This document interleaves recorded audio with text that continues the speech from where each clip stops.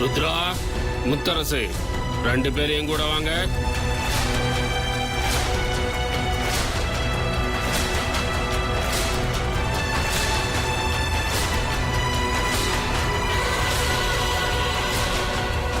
பாத்தீங்களா, மொத்தமா கெட்டு போச்சு. இந்த தடவையும் கல்யாணம் நடக்கல. இப்ப திருப்தி அவங்களுக்கு.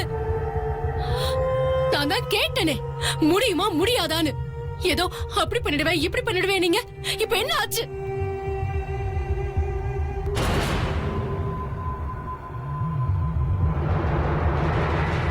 முத்தரசு, உட்காருங்க.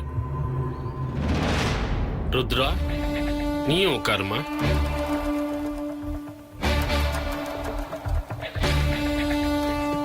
முத்தரசு, மாலையை கழட்டி கொடுங்க.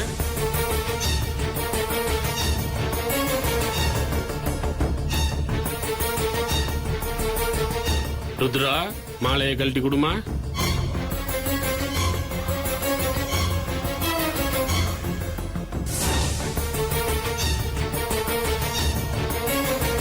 முத்தரசு, கொஞ்ச நேரம் படுத்து கண்ணை மூடுங்க.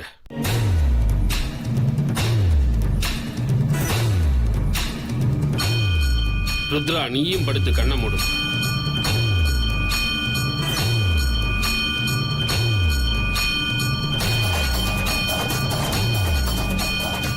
ருத்ரா, முகத்துல இருக்கிற பாலை தொடச்சி சுத்தம் பண்ணுங்க.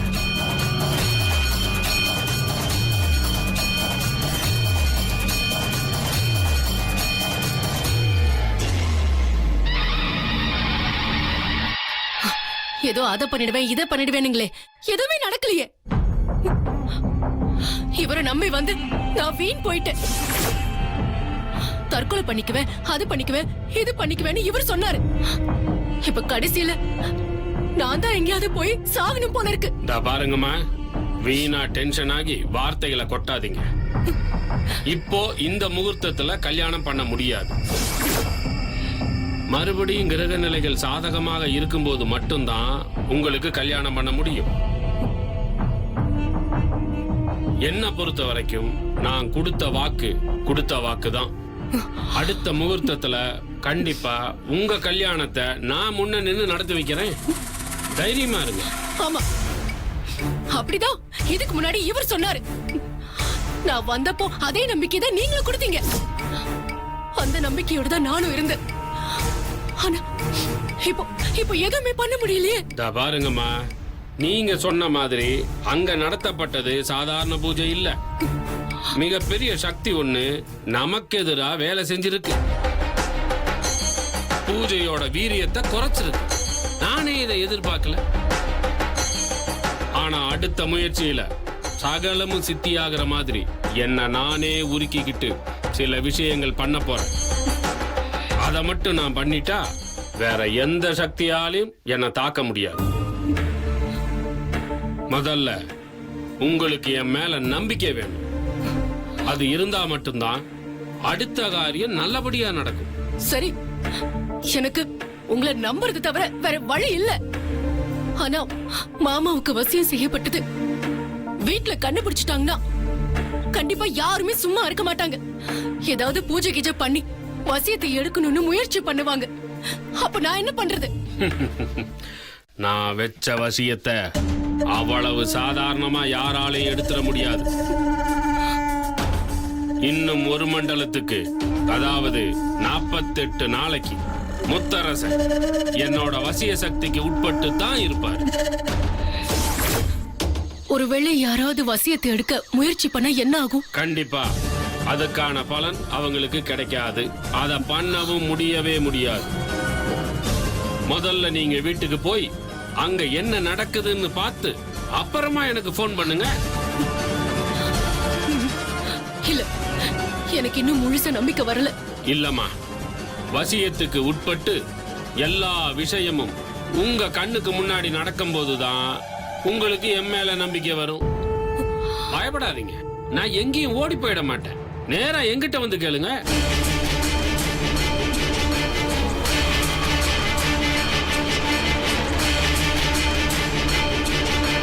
மருது, மாமா முழிக்கிறதுக்கு முன்னாடியே நாம இங்கிருந்து கிளம்புறது நல்லது. வாங்க கிளம்பலாம். நான் போய் பேக் எடுத்துட்டு வரேன். வரேன் குருஜி. வரேன் சாமி. வரேன் சாமி, வரேன்.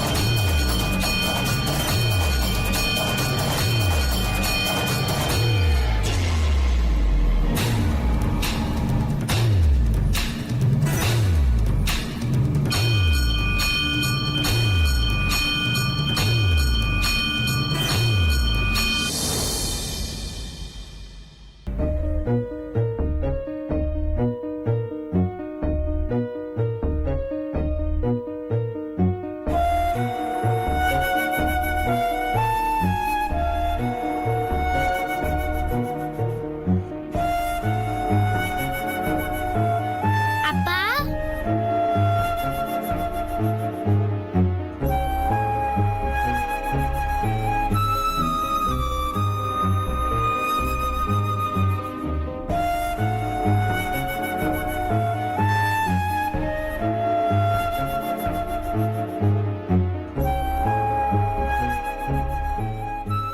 குருஜி, என்ன ஆச்சு? நீங்க எதுக்காக குழந்தை ருத்ராவை இங்க அழைச்சிக்கிட்டு வந்தீங்களோ அது நல்லபடியாவே முடிஞ்சது. உங்க தீவிரமான பக்தியும் பிரார்த்தனையும் ஆழமான தியானமும் உங்க குழந்தைய குணப்படுத்திருச்சு. நீங்க உங்க குழந்தைய வீட்டுக்கு கூட்டு போலாம். தைரியமா போயிட்டு வாங்க, நல்லதே நடக்கும். ரொம்ப நன்றி குருஜி. ருத்ரகுட்டி, குருஜிக்கு நன்றி சொல்லுடா. நல்லா இருமா. நான் கிளம்புறோம். வரேன் குருஜி. வாங்க. வரேன் சாமி.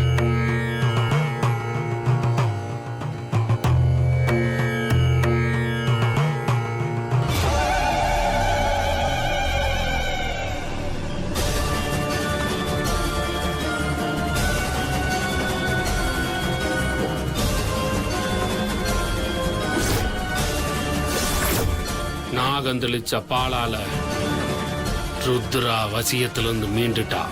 ஆனா முத்தரசன் அதே நிலைமையில தான் இருக்கு.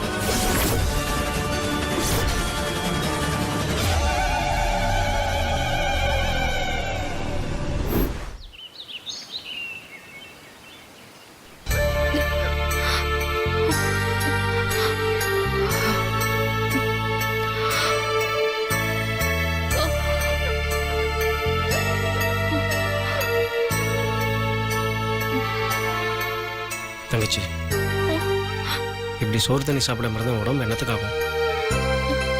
இப்போதைக்கு சாப்பிட மாட்டேன் நடம் பிடிக்கிறேன். இல்லன்னு சோறு தண்ணிங்கிறதெல்லாம் மனசு நல்லா இருக்கிறவங்களுக்கு தான் தேவைப்படும். ஆனா என் மனசு மாமாவும் ருத்ராவும் எங்க இருக்காங்க, என்ன நடக்குதுன்னு தெரியாம தவிக்குது.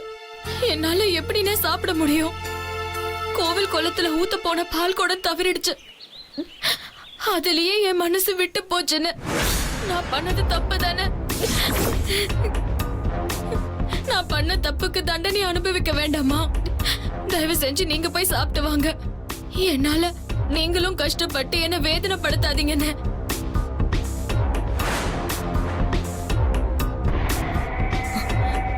வருது பாத்தீங்களா? மாமாவை வீட்டுக்கு கூட போக விடாம ஊர் எல்லையிலேயே தடுக்கிறதுக்கு அந்த வெண்ணிலாவும் அண்ணாமலையும் காத்துக்கிட்டு இருக்காங்க. தங்கச்சி, இப்போதைக்கு தேவையில்லாம உனக்கு நீயே தண்டனை கொடுத்துக்கிறேன். வெயில் எப்படி அடிக்குது பாரு. இந்த கொஞ்சம் தண்ணியாவது குடி. உனக்கு ஏதாவது ஆயிரம் போகுதுமா, குடி. எனக்கு எதுவும் ஆகாதுன்னு. மாமாவும் ருத்ராவும் வர வரைக்கும் எனக்கு எதுவுமே ஆகாதுன்னு புரிஞ்சுக்கோங்க. நீங்க போய் சாப்பிடுங்க.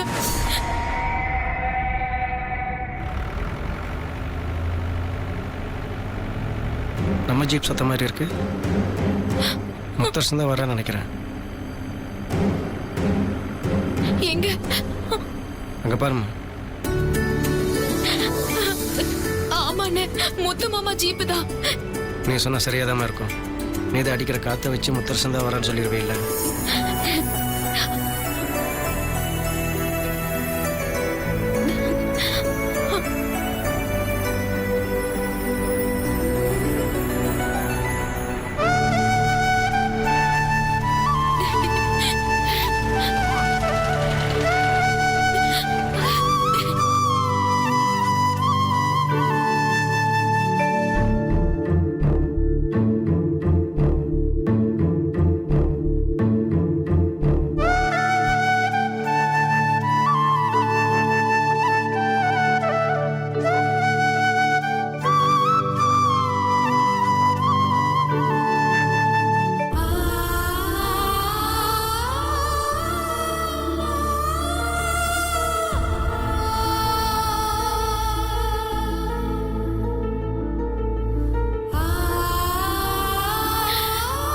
உனக்கு ஒண்ணும் ஆகலல்ல?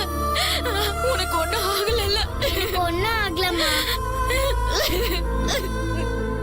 மாப்பிள்ள, உனக்கு என்ன ஆயிருமோ ஏதாயிருமோன்னு நாங்கள் ரொம்ப பயந்து போயிட்டோம்டா. ருத்ராக்குட்டியை கூப்பிட்டுட்டு ஒரு ஆசிரமத்துக்கு போயிருந்தாண்டா. அந்த ஆசிரமத்தில் இருந்த குருஜி ரொம்ப சக்தி வாய்ந்தவர். அவர் ருத்ராவை முழுசா குணமாக்கிட்டாரு. பாரு, பழைய மாதிரி ஆயிட்டார்.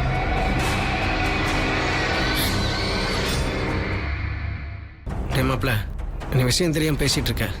அதாவது நான் என்ன? வேணாம்.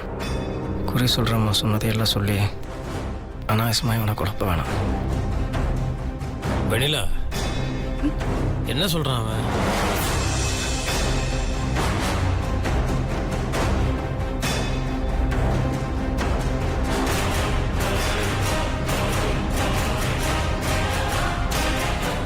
பாத்தீங்களா?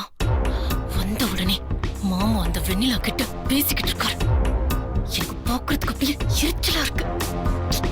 கொஞ்சம் பொறுமையா இரு ஸ்வேதா. என்னடா, என்ன சொல்ல வர? அது ஒன்றும் இல்லை மாப்பிள்ள.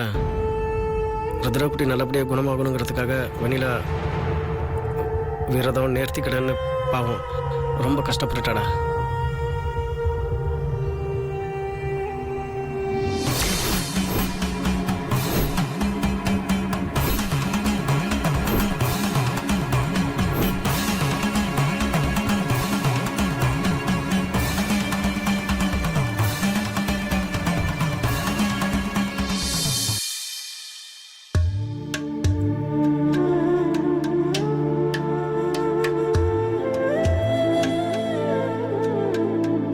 ஏன் வெண்ணிலா, எதுக்காக உன்னை இவ்வளவு கஷ்டப்படுத்திக்கிட்ட?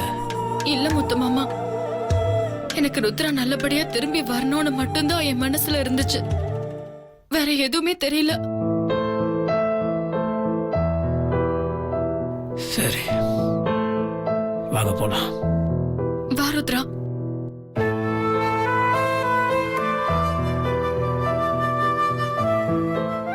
ச்சே, அந்த குருஜி என்னென்னமோ சொன்னாரு. கடைசியில அது எல்லாமே பொய்யா இருக்குமோன்னு எனக்கு பயமா இருக்கு மருது. வா, உட்காந்துக்கோ.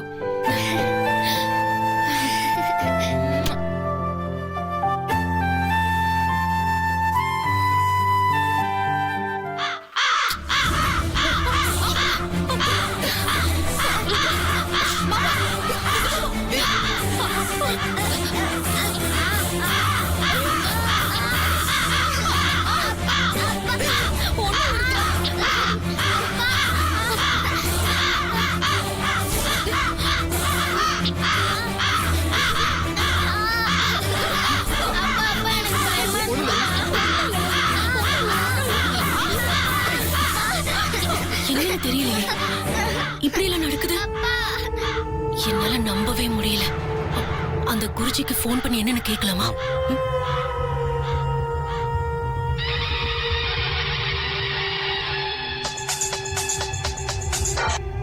ஹலோ. என்னாச்சுன்னு தெரியல குருஜி. முத்தரசு மாமா இப்பதான் ஊர் எல்லைக்கு வந்தாரு. திடீர்னு பார்த்தா நிறைய காகங்கள் வந்து அவரை ஜீப் எடுக்க விடாம தடுக்குது. சிரிக்கிறாரு. இப்படி ஏதாவது ஒரு சக்தி தடுக்கும் தான் நானும் முத்தரசன் பின்னாடியே கார்ல வந்தம்மா. பின்னாலே முத்தரசன் ஜீப்புக்கு பின்னாடி இருக்கிற கார்ல தான் நான் இருக்கேன். நடக்கிற எல்லாத்தையும் நான் பார்த்துக்கிட்டு தான் இருக்கேன். கவலையே படாதீங்கம்மா, எல்லாத்தையும் நான் பார்த்துக்கிறேன். அவர் அங்கதான் இருக்காரு. என்னடா இது? வண்டி எடுக்க விட மாட்டேங்குது. ஏய். ஷே.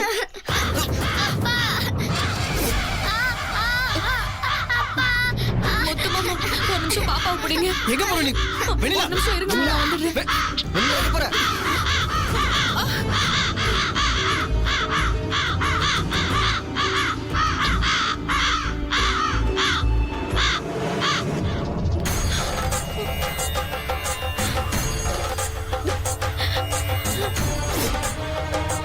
வேப்பமராதா, இங்க என்ன நடக்குதுன்னு எனக்கு புரியலையே. ஏன் இப்படி தடங்கள் வருதுன்னு புரியலையே. நாங்க இப்ப வீட்டுக்கு போனோம். அதுக்கு நீதான் இப்ப எங்களுக்கு வழி காட்டணும், கூட இருந்து வழி நடத்தணும்.